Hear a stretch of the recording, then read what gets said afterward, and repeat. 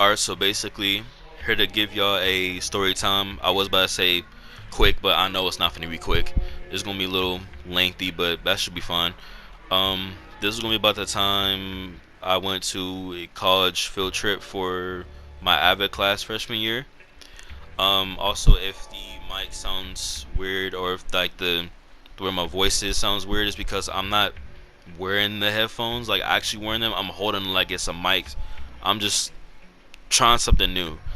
Since I'm not, since this is gonna be just a voiceover, I can try to do something different. So if I sound like I'm like far away, I'm like real close, um, it's just the position of mic and probably what the volume I have for it. And this is, I'm gonna be honest, this is my third take because the first time I had it right, but share factor, you only have a limit as to what how much you could cut. It sucks, but this is gonna be in my second take. Kind of messed up, the audio messed up, but this gonna be take three. So, like I said, freshman year I was an avid. First, I just want to say avid, avid and English because it was back to back. It was avid first and then English under this. It was under the same teacher. It sucked. I hated it. It was way too stressful. The teacher was like mad, like demanding a whole lot while also giving us real confusing instructions. Like if anybody from my class were here to like cooperate, they would gladly cooperate with me.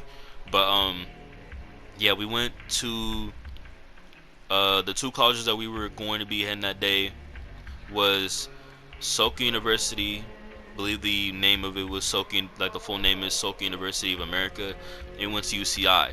And we get there, we're all set to leave and we get on the bus. I sat next to my homie, and right as we're about to leave, actually no, like we're pulling away from the school, like we're driving off away from the school, and my homie Amir, y'all probably know him from last story time, he arrives late. He comes to school, like he barely comes to school late. And the bus driver, she could have just like she could have just stopped and let him on, but she looked at him dead in his eyes and just continued driving off, and he missed the whole trip. So yeah, um, but we head to Soka University first, which it wasn't really interesting. It was a little boring. I ain't gonna lie. Really the only fun we had was just making jokes about it, like jokes about the name. Of course, this is like 2018, 19 humor. I forgot what year we went, but of course during that humor, when we fresh from middle school, we would call it Soka These Nuts. And these nuts jokes and fat jokes are like the easiest type of jokes that we can make ever. And even though I'm pretty sure by that time that these nuts jokes were already like dead, we still made the jokes. Um, yeah, that was really the only fun we had. The Soka looks pretty nice. It looks pretty nice in person. We went to like two of the buildings. I forgot which. I think the building in the thumbnail, Soka. If you look in the thumbnail, that Soka is on the left, UCI is on the right, and I believe we went into that building. We went into that building first, and then there was another like theater like type building that we went in. Um, but other than that, there wasn't really anything we did. Oh, also, it was hot that day. I believe it was like either like mid to high 80s or like at the most low 90s. But it was hot, and I made a commitment to wear this black reversible jacket that I had. And once, like, one side it was like it just looked like a normal jacket, and then the other side it was completely fur. So I made a commitment to wear the jacket, like to wear the fur on the outside, and make it seem like I was, I'm acting like Rick Ross, just rocking around both colleges. There's probably only like a brief period where I let like other one of my homies or one of my homegirls let them wear the jacket for a little bit. But really other than that, I wore the jacket the entire trip. So after Soka, we went to UCI and got there. We had a spokesperson show us around the campus. It's pretty nice. UCI looks pretty cool. She showed us around like the different classes around the campus. We learned different facts. She introduced us to the mascot of UCI, which is honestly has to be one of my favorite like college mascots ever, and that's Peter the Anteater. Like out of anything they chose, like colleges choose like like a horse or like a cat, like a puma or something, like a wildcat or like a or some chooses like a bird. They chose an anteater. I don't remember.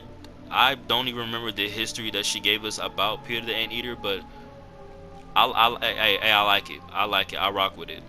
After the tour, um, we went to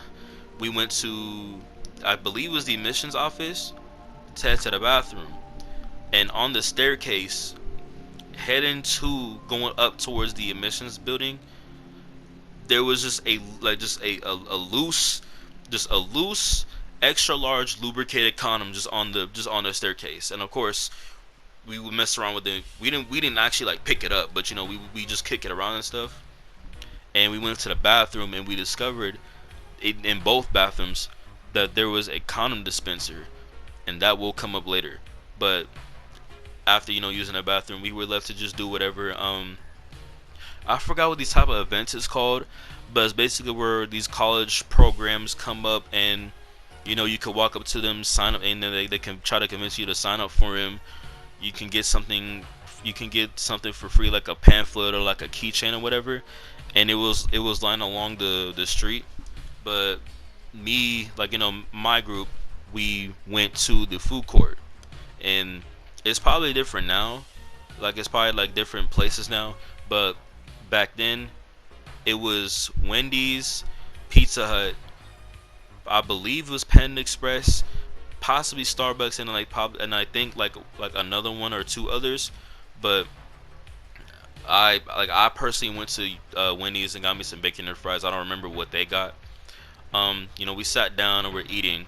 While we're eating, homie to my left, we gonna call him Jaleel. Makes no sense because his name is he's not even black. But you know what? For my story times, I'm gonna just make it a thing where I'm gonna call people names that don't match their race. So, um, Jaleel Jaleel was Asian, and he sat to my left, and I believe AirPods were out at that time. I'm gonna just assume so. He had his AirPods in on both ears. So of course, if you have on like earbuds or headphones on both ears, you will talk louder than you would like naturally think you would, not like naturally think you are. And the whole time, he was giving this weird story about this father and son hunting animals and stuffing them or whatever. I don't even really remember what in full detail, but I'm just trying to remember the basis of what the story was. It was weird. He was just making up lines just off the dome, and for whatever reason, he was saying each line in the flow of Kendrick's King's Dead. And this part, like this particular line, I remember. You're gonna see why. This particular line, I remember so vividly. I don't know why. I remember so vividly. I promise you. He looks at us. He looks at us while we're eating, and he goes, "They took it to the penthouse, and then they raped it." I don't know why. I I really don't know why he said that. How he came up with that at all. But he said that, and of course, having both earbuds in, he said it a little louder than he thought he would, and it caught the attention of the other students there. And we was basically telling them to shut up because we noticed them looking at our group. And speaking of the students, something I noticed like while we was heading towards the what is it, the cafeteria, was the fact that there are a lot of dripped out Asians. I don't know why. there was just a lot of dripped out Asians. Like they had on a bunch of designer stuff, um, like Yeezys, ones. Like I think some of them had like 13s. They just had a whole bunch of designer stuff, and that's just like, and that made me realize that you're gonna low key see that anywhere you go, because there was a time, like sometime I think last year or probably earlier this year, where for me and Amir, I'm pretty sure Morin was there as well, but me and Amir and Morin were walking in that area. If you if you live in California, you know what Ontario's Mills is, and we was in that area where North Face was. I think we was walking out of North Face or walking out of the store that was like next to it. We was just in that area, and we saw this older Asian couple. Like they was just dressed normal. They was dressed normal, except for their shoes. One of them, I think one of them had on Yeezys. The other one had on Pandas. That tripped us out, and it's cause like bro, y'all are old. Are y'all trying to flex your retirement money or something? If whatever it is, put us on. We need bread today. Anyway, we so after that, and we ate at the cafeteria, it gets to oh, we're about to leave and go back to our school and to have our parents pick us up. We go back to use the bathroom again, and we try to ask who got a quarter so we can get a condom. And someone from our class eventually does actually get a condom. It was one of the flavored ones, and there was like four flavors we could have got. It was either strawberry, banana, vanilla, or mint.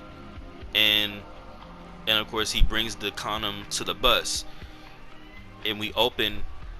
I don't know if you heard the siren. I hope it does pick up too.